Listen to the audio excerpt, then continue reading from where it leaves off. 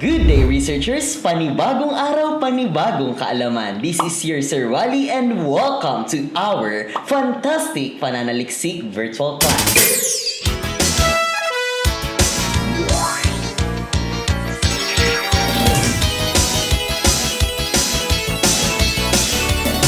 Let's have our virtual class routine. 1. Close the unnecessary tabs on application. 2. Organize your learning materials. And number 3, inhale and exhale.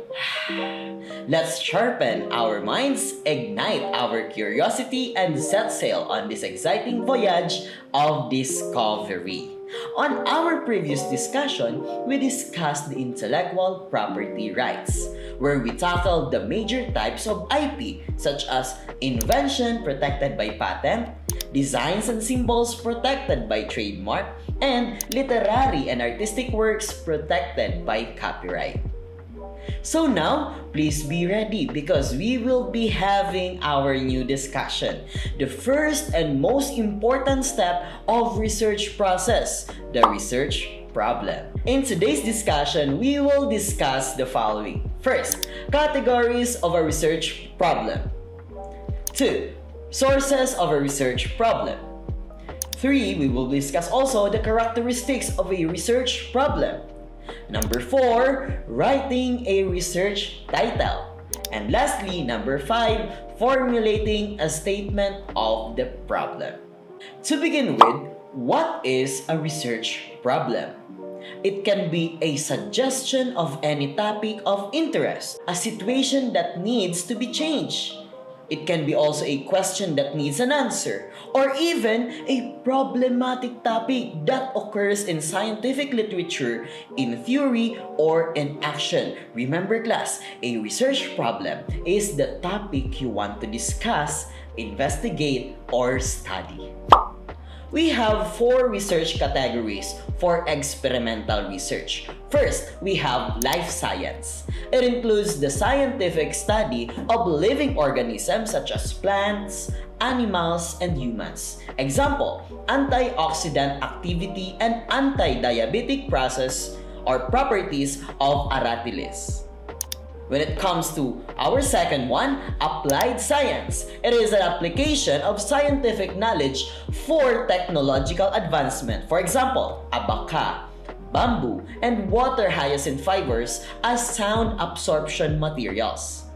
Next, we have robotics. It is an interdisciplinary science and engineering field dedicated to designing, building, and using mechanical robots. Example, solar-powered Arduino-based deforestation alert system device for real-time forest monitoring. We have also innovation. It is upgrading an existing product or service. Example, automated temperature and humidity monitoring system for quality control, drying, and storing of rice varieties. Now, what are the sources of a research problem? It can be your observation. It can be also books, magazines, journals, and other reading materials. Our field experts can be also our source of our research. Also, other researches. We can find different researches and this can be our source for our research. Of course, we have the internet. And of course, your mind. Now class, what are the characteristics of a research problem? First, it should be feasible. What do we mean by feasible? It must be researchable and manageable. Specifically, you are a learner. Dapat kung magkakandak kayo ng research, dapat hindi siya yung sobrang hirap sa inyo na ikanda. It should be feasible. Next, it should be interesting. Dapat kung ano yung interest ninyo, yun ang gawin ninyong research. It must be within the interest of the researcher. Your interest. Next, it should be novel. The topic and variables involved must be new. Kailangan ang research ninyo bago. And also, it should be ethical. All research activities must be acceptable and must be legally and morally right. Lastly, we have, it should be relevant. It must be significant, important, and timely to the present time and situation. Now, let's move on to the research title. What is a research title? A research title is defined as the fewest possible words that adequately describe the contents of the paper. A research title will attract readers and may help future researchers find important information. Now, ito kasi yung unang mababasa ng ating mga readers. Therefore, it should be properly constructed. Now, these are the characteristics of a good research title. First, it must be clear, concise, and specific. 2. It must include the major variables of their relationship. Next, lastly, it must be based on the research problem. Now remember that the title should have a maximum of 10 to 15 substantive words. Now when we say substantive, it should have firm basis in reality and therefore important, meaningful, or considerable. If the title contains more than one line, it must be written in an inverted pyramid, kagaya nito. Now, follow the rules of grammar and capitalization. You should follow the rules of grammar and capitalization. Exclude phrases such as an investigation, a study of, or an inquiry into. For experimental research, the scientific name is placed inside a parenthesis and is italicized. Now class, these are the following examples of research titles.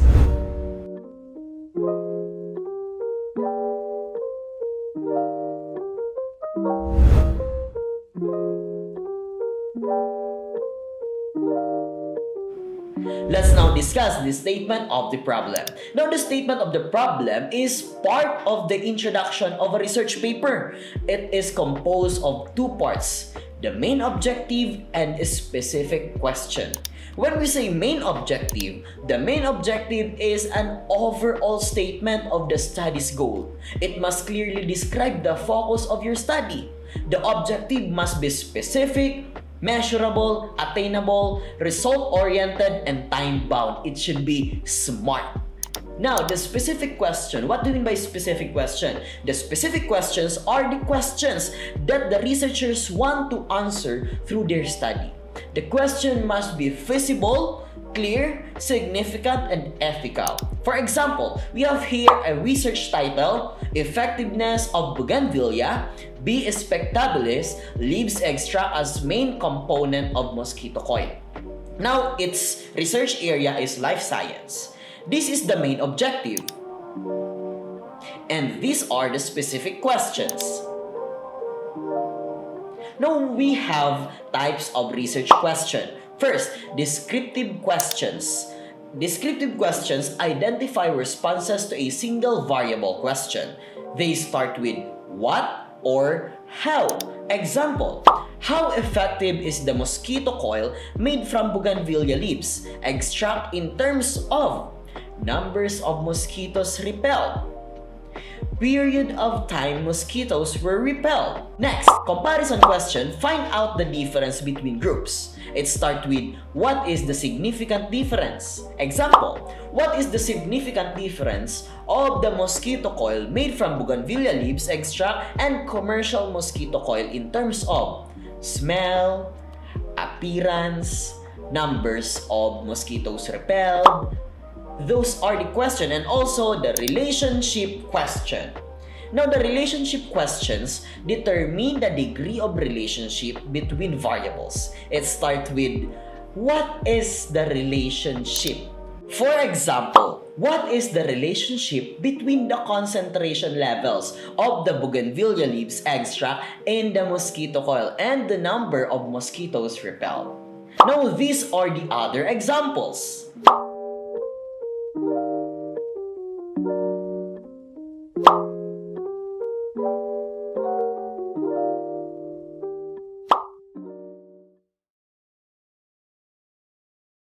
If you have any questions, clarifications, or even opinion, don't hesitate to share it by leaving a comment below.